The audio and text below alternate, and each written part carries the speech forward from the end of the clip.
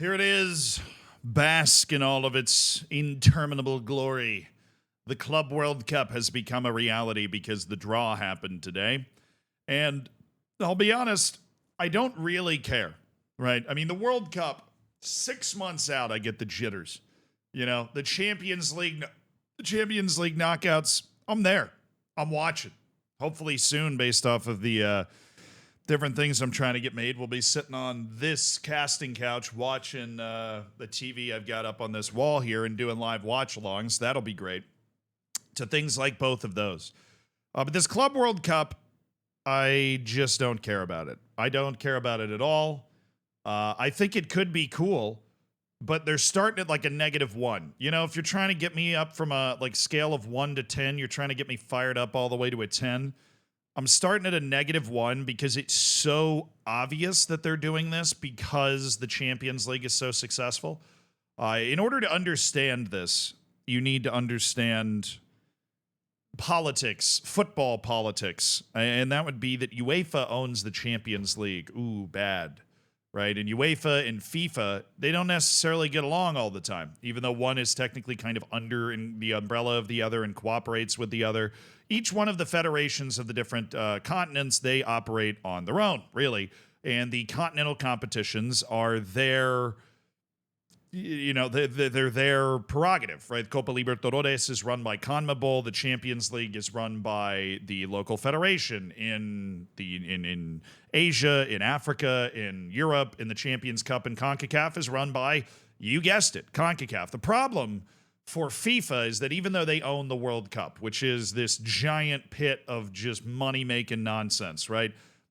Deservedly so, because the World Cup is awesome. I love watching it. It's sporting drama at its highest. It's nations across the world competing for glory. It's everything that's cool about sports rolled into one when FIFA doesn't get in the way, which it does sometimes, but sometimes it doesn't. And it is hard to keep the entire world happy. I know, because I make videos on this channel that it goes out to most. We have a very diverse group of people that watch videos on this channel, for which I'm very thankful. But sometimes I'll say something and people from this corner of the world will be like, yo, what the you just this kind of, it's the learning process, right? And then I'm getting distracted. That was, oh yeah, I don't care. Because they made this World Cup in order to try and create the biggest club event. Not just, for pride's sake, because they want the money. The Champions League is a money maker. It is the golden money maker, and it's every freaking year, right? And people are watching it. Those Champions League knockout matches, that Champions League final, the Champions League final every year is the most watched football match in the world, except for unless a World Cup rolls around. That's it. Those two teams, that one match, that screw Libertadores, screw the Asian Champions League, screw CONCACAF Champions Cup, right? Those aren't getting anywhere in the same solar system is what the European Champions League is doing numbers-wise, what it is able to do TV numbers-wise, right? You think about the TV rights of selling the Champions League all over the world and how much money it costs to be able to carry the Champions League and broadcast the Champions League in places like China, Japan, the United States, Brazil. Tons of money is made off of that. In FIFA, it tried an initial Club World Cup. Right, the kind of weird format where the European champion entered in the semifinal, and you're just there, and you're like, oh, and it was small enough that you could ignore. And after a while, after I don't know how long, FIFA has decided that wasn't good enough. They're not getting a big enough slice of the pie, and so they're going to create this monstrosity and just plug it into the summer, because the only way to answer players' complaints about how many matches they have to play is by creating another giant tournament and sticking it in the middle of a summer somewhere. And so I'm starting at a -1. If you're trying to get me to like this on a scale of 1 out of 10, I'm at a -1 because I know this is just a pure money grab. It's every 4 years. If you really, I don't know where I stand on this exactly, but if you really wanted to do this, you'd try and get rid of the Champions Leagues around the world and play like one global Champions League. I think that could be cool. FIFA would have to fund the travel for a lot of clubs in order to make that possible.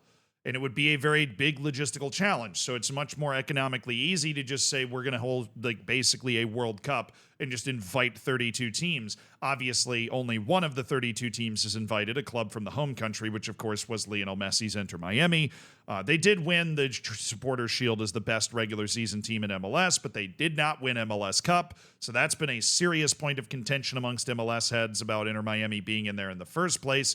Other 31 teams earn their way in either by winning their continental competition or by, not winning it, but being one of the highest coefficient earners, having not won it, which is how a team like Red Bull Salzburg ends up at this tournament, even though they didn't even win the Austrian League last year. Right. And I'm going to say I'm even at a -2 because clubs are different than, clubs are just different than countries. A national team, there aren't transfers. Okay? There aren't. I mean, every once in a while, I guess there are. Right? You probably find a Brazilian on most Southeast Asian national teams, but at least they spent a while playing in that domestic league first. Right? Everybody accuses Qatar of buying its team. I got a lot of beef with, Qatar about, various things that we've talked about on this channel. Right? I just don't think I don't think that a World Cup should be hosted in a country that hasn't made it to the World Cup ever. That was my first beef. Right? I just always thought that was stupid. At least Saudi Arabia's made it to a World Cup. You can pop one in there, but now Saudi Arabia is going to get 2 World Cups. Because you basically just hosted the World Cup in Puerto Rico and then put the next one in the United States. Puerto Rico is, of course, technically part of the United States, but let's be real. Is Qatar fully existing without Saudi Arabia just sitting right next to it? I don't know. Maybe, let's say you put the World Cup in, but I got to come up with a better hypothetical. You put the World Cup in Grenada. Let's say they just found a bunch of oil under Grenada. They start bringing it up and they're like, damn, we're going to build 10 stadiums and then just host a World Cup. Sick. Somebody get me some migrant labor, right? And then you build those stadiums, you host the World Cup, and then the next World Cup goes in the United States. It's like, well, it was in Grenada. I mean, it was basically right next door before, and now we're here again. Qatar is even closer. They have a border. Grenada doesn't even have a border. I'm not going to find a perfect comparison here, so I'm just going to give up. There is no perfect metaphor, and life has no meaning. But these international teams, they are who they are. And you go through these waves and these generations, but the guys are the guys, and they're there. And, of course, they can get hurt or fatigued or get in a fight and then just leave like Ben White.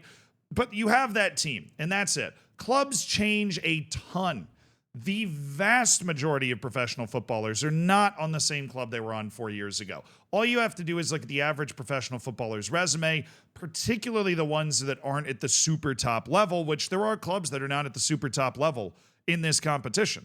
Ulsan, Mamelodi Sundowns, right? Seattle Sounders. These are clubs that are not operating as top 30 or 40 clubs in the world in terms of the amount of money that they're spending or the quality of players that are on their team. And if you get outside of those clubs in particular, players change clubs every year, every 2 years, right? Even in MLS, a lot of players, the majority of teams' rosters are turning over a 2-year period. And so you have this tournament every 4 years. I mean, Chelsea has none of the same players on its team from when it won the Champions League, and now they're here. You're asking for an amount of permanence that doesn't exist in the club game to somehow carry some sort of importance. It's like institutional memory is the only thing that's getting Chelsea into this tournament. Chelsea spent the GDP of an average size country, it feels like, in order to get a new team because they kicked everybody off that was on the, Kai Havertz scored in that Champions League final. He's literally an intercity rival right now, playing for Arsenal. Christian Pulisic's in Italy. Timo Werner is somewhere practicing in front of a goal. Sorry, Timo. Completely different team. And I'm sure they're not the only one. Right? That's just the story we all know because we're all watching the Champions League, and that's why this damn thing is here in the first place. Right? I mean, Seattle Sounders won CONCACAF Champions League a couple years ago, right? And it's only just luck that they're still one of the best teams in MLS. Fluminense might have won Copa Libertadores last year, but they are legitimately in danger of being relegated from Brazil right now.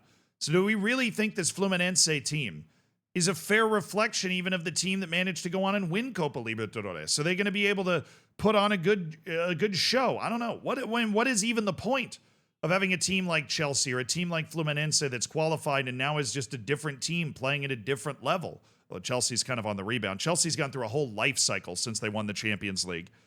How is that a fair reflection of the team that actually managed to earn that spot?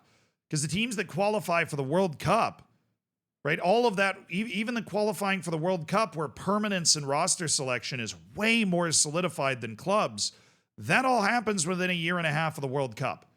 I mean, there's every team that qualifies for it, actually clinches their qualification 2 years to a year and a half out to some, just a few months out if you go to the Intercontinental Playoff. That's more recent than these clubs that have clinched their qualification here, right? This goes back to technically the end of the last Club World Cup. These are the 4 most recent continental champions. You're getting the ones in there from 4 years ago. Then, goodness, great, like guaranteed qualification 4 years ago. So that's why I'm at a -2. You get the -1 because I know it's a money grab, and the -1 because I question the legitimacy of the qualification and how it relates to the quality level of the team. All of that, I could be into it. I think I'm going to watch it, but it's not going to be appointment television. If you're asking me to sit down and watch Al Ain against Wydad Casablanca, I'm probably not going to do that. I'll be a little interested, somebody scored a cool goal or something. But yeah, Pachuca against RB Salzburg is not something I'm going to stop my day for the same way that, even a Qatar versus Senegal match would. I'll be like, yeah, I'm going to watch. It's the damn World Cup, right? This does not have any of the things that I like about the World Cup in it.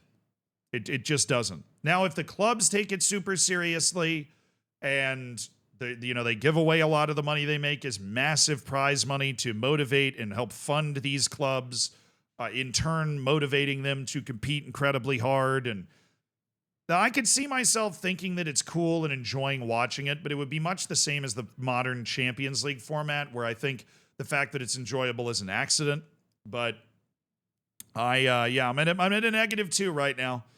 I'm at a -2, especially considering a couple of these groups look really chuffed, not chuffed. They look really cooked.